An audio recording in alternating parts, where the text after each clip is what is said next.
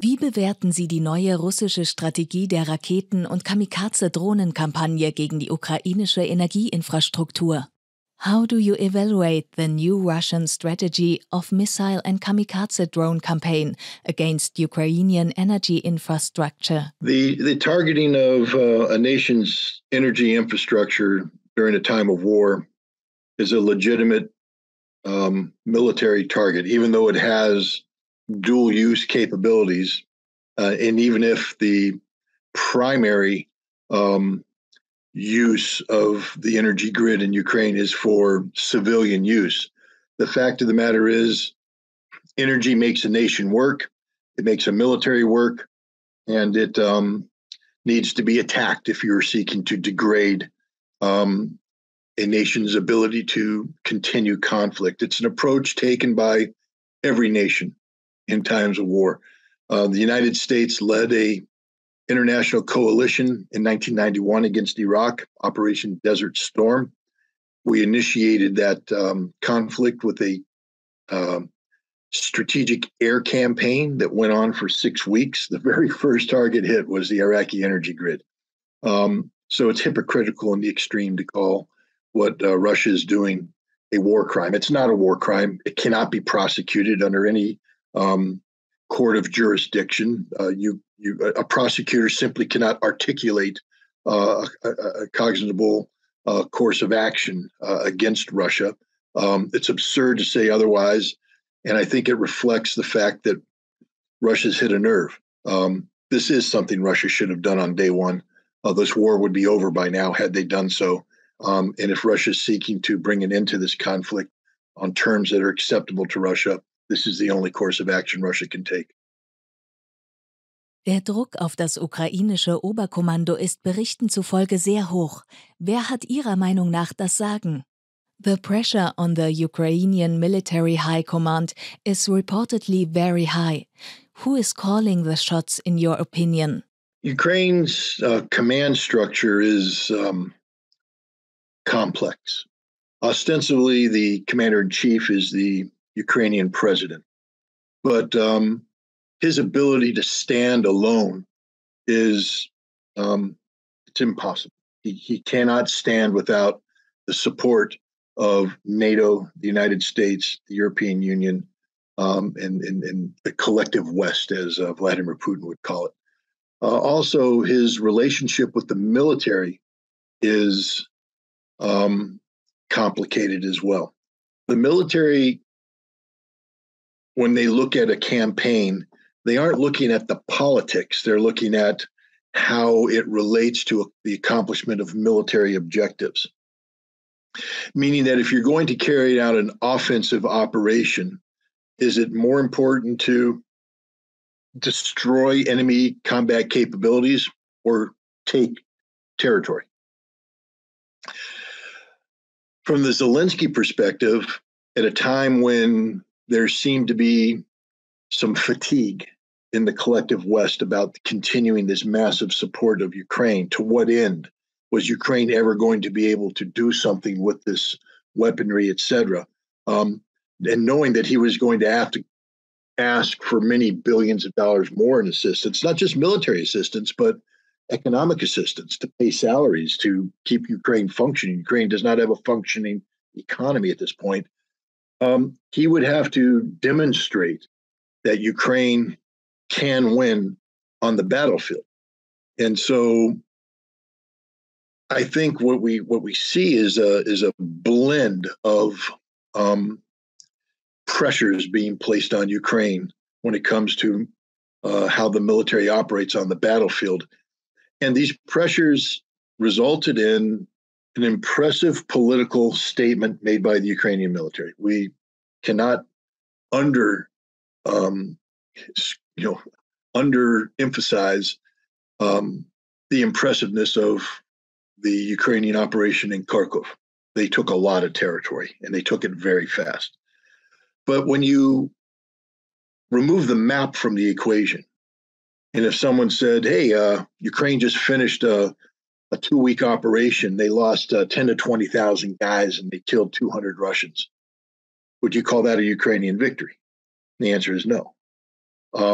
or if I said Ukraine committed the totality of its strategic reserve into a battle that failed to destroy the Russians. And now Ukraine has no more strategic reserve at a time when the Russians are building up their military capacity. Would this be a Ukrainian victory? However, what we can say is that because of the Ukrainian offensive, NATO and the United States have committed billions more to the Ukrainian effort. More weaponry is coming, more troops are going to be trained, and there's talk about providing Ukraine with billions of dollars of much needed economic assistance to keep the country afloat. So it's a mixed bag. On the one hand, without this offensive, would Ukraine have received this level of support? I think the answer is yes, but it would be difficult to sustain this down the road. So Ukraine is securing its future by sacrificing its troops at the battlefield. But from a military perspective, this is extremely, extremely risky because while one cannot predict the future, the Russians still have to convince people that they are capable of competence on the battlefield. The Russian performance has not been stellar. It hasn't been as bad as some people are making it out to be, but there have been many mistakes from the strategic level on down.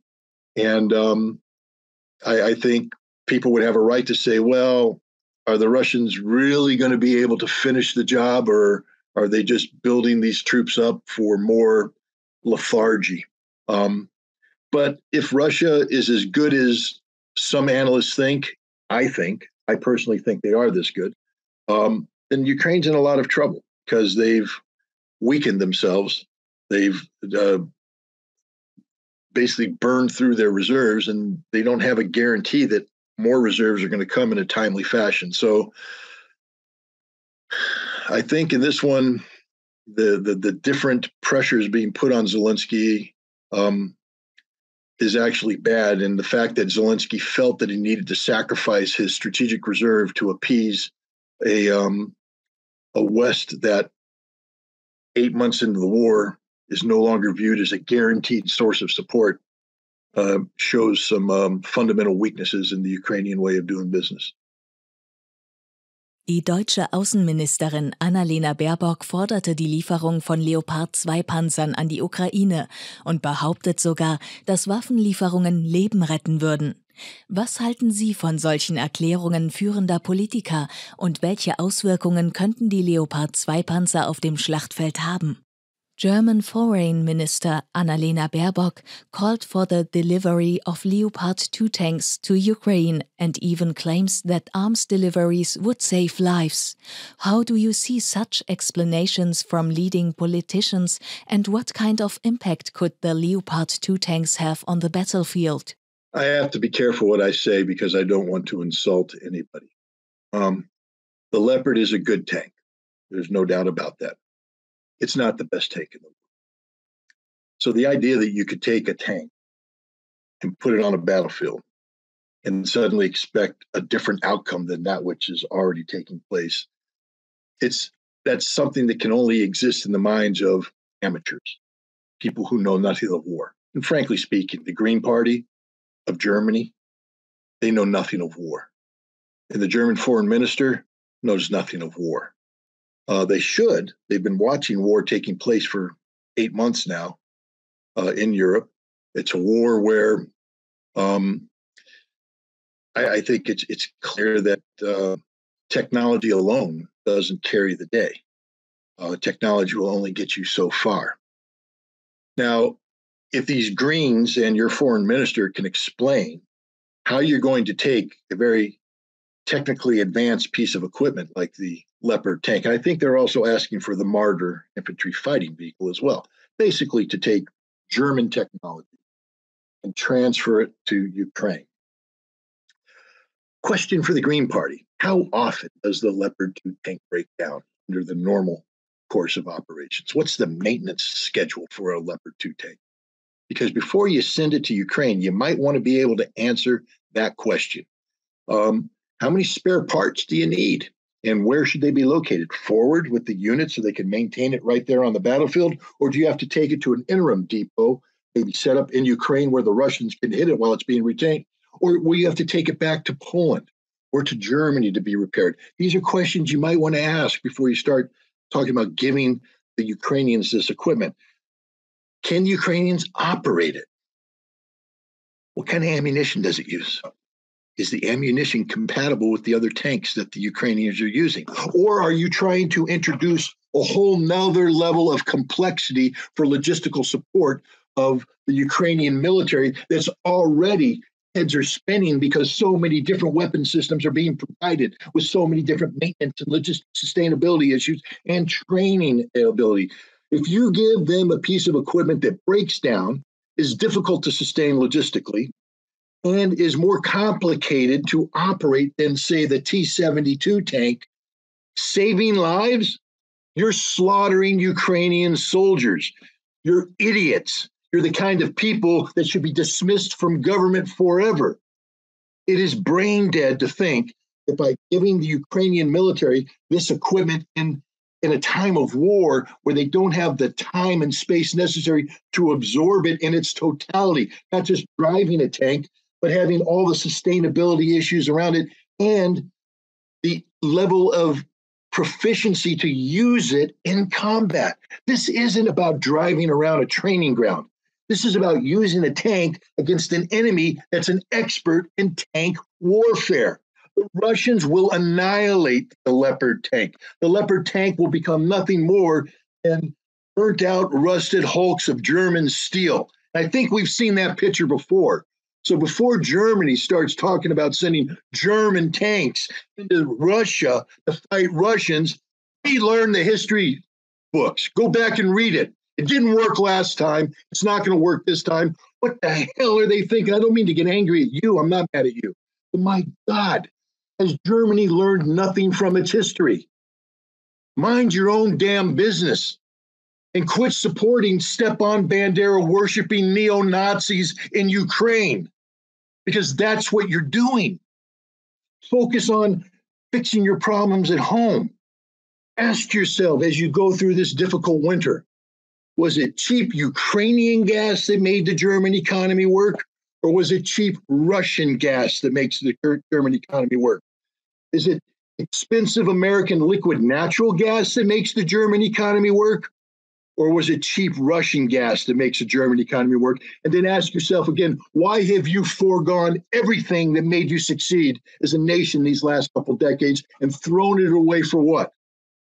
So the Green Party can say they provided the Ukrainians with Leopard tanks when all you're doing is giving German weaponry to Nazis? No, this is stupidity of the highest order. Die UN-Sonderbeauftragte für sexuelle Gewalt, Pramila Patten, wirft Russland Vergewaltigungen als militärische Strategie in der Ukraine vor. Wie bewerten Sie diese Vorwürfe? The UN Special Representative on Sexual Violence, Pramila Patten, accused Russia of using rape as a military strategy in Ukraine. What can you say to such accusations? Yeah, it's what, it's pathetic. It's really pathetic.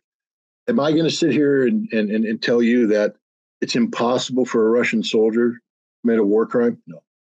Am I going to sit here and tell you that it's impossible for a Russian soldier to rape a Ukrainian woman? No, I'm not going to tell you that at all.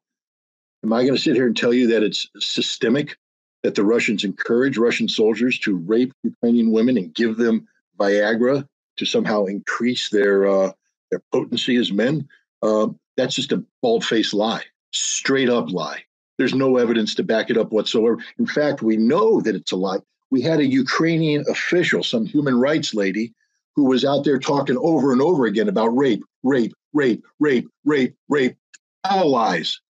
Even the Ukrainian government, which sells lies for a living, had to fire her because she was so ridiculous.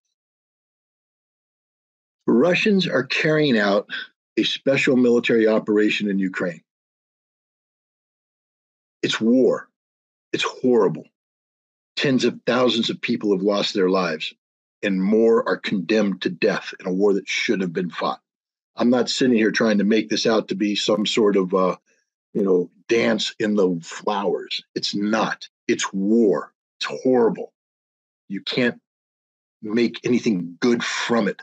But you have to respect the fact that the Russians have bent over backwards to minimize the harm done to the Ukrainian citizens. Why, would you ask, would they do this? Because the Russians do believe that Ukrainians and Russians are of one people. They may not be the same people, but they're the Slavic people. They're brothers. You scratch a Ukrainian, you get a Russian. You scratch a Russian, you get a Ukrainian. This is a civil war. In America, I try to explain it as if New Jersey went to war against New York. If you've ever been to the United States, you know that New York men go down to Atlantic City to chase New Jersey girls, and New Jersey girls go into New York City to chase New York men, and they get married, and they have families, and they vacation in each place, and they love each other, they hate each other, they do what families do. But if you asked all of a sudden for New York to go to war against New Jersey, it would be the most difficult thing in the world because they love them. They are them. They're one and the same, even though they're not. That's Russia and Ukraine. So the idea that Russian boys who have probably a Ukrainian mother or a Ukrainian grandmother or a Ukrainian aunt would go to Ukraine and rape Ukrainian women is disgusting. Not because of the act. Of course, the act is, it's disgusting that anybody would make that allegation when the exact opposite is the case. The Russians are laying down their lives to save Ukrainian civilians. It's the Ukrainian army that uses its own population as human shields. I'm not making it up. The Washington Post reported about it, and they're not pro-Russian in any extent. Human Rights Watch did a report where they're almost embarrassed to say it. We don't want to say this, they said, but it's true. The Ukrainians are using Ukrainian civilians as human shields. And it's the Russians that pay the price because Russia would have every right under the law of war to destroy everything in front of it, even if there's a human shield there, if there's a military necessity for the strike. But instead, Russia backs off, puts its own forces at risk, loses men. They've lost thousands of men who otherwise wouldn't have died because they're trying to save Ukrainian civilians' life. Is that the action of an army that's feeding Viagra to its troops, telling them to rape the women? No. I mean, this is vile, vile. It plays upon the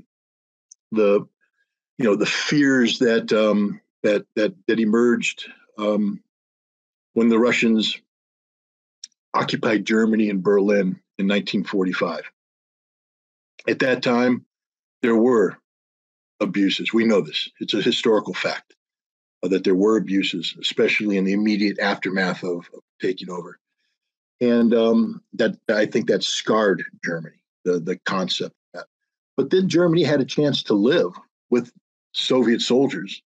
And even though they weren't happy with being occupied, I don't think you'll find too many Germans that say the Soviets didn't behave properly, that the soldiers didn't behave properly. You didn't have gangs of Soviet soldiers marauding East German villages, picking girls up and raping them. It didn't happen that way. And it's not happening today. This is just vile, vile propaganda. I mean, if you want to pick on the Russians, there's a lot to pick on. The soundness of their tactics, things of that nature. But to sit here and manufacture out of whole cloth a false allegation of rape is stupid. It's literally stupid. And again, the New York Post can repeat whatever they want to. That's their editorial choice. That's why they're the New York Post, not the New York Times, even though the New York Times is pretty bad too. But the fact is that this is coming from a United Nations official is disturbing. I worked for the United Nations for a number of years. It's supposed to be a fact-based organization where facts and truth carry weight and lies and distortions are dismissed. But it appears the United Nations has flipped, and they're allowing somebody to say this. The person who promulgated this should be fired immediately, lose their job. Germany should be leading the way and demanding the resignation of this individual because Germany knows the truth about how Russians behave when they're, it's just It's disturbing. It's bad. It's stupid, but it's not going to change anything. I mean, the bottom line is the purpose of all this propaganda is to rally the world against Russia and to demoralize Russians at home. Russia is more unified today than it's ever been. Support for Vladimir Putin is stronger than it's ever been. If you take a look at the world, they're getting tired of this conflict, and they're starting to ask questions that should have been asked on day one. Questions that were brought up by a German journalist, by the way, when interviewing the Ukrainian ambassador to Germany about his proclivity to visit the grave of one Stepan Bandera. Wow, maybe you should talk more about that, this UN, whatever you were.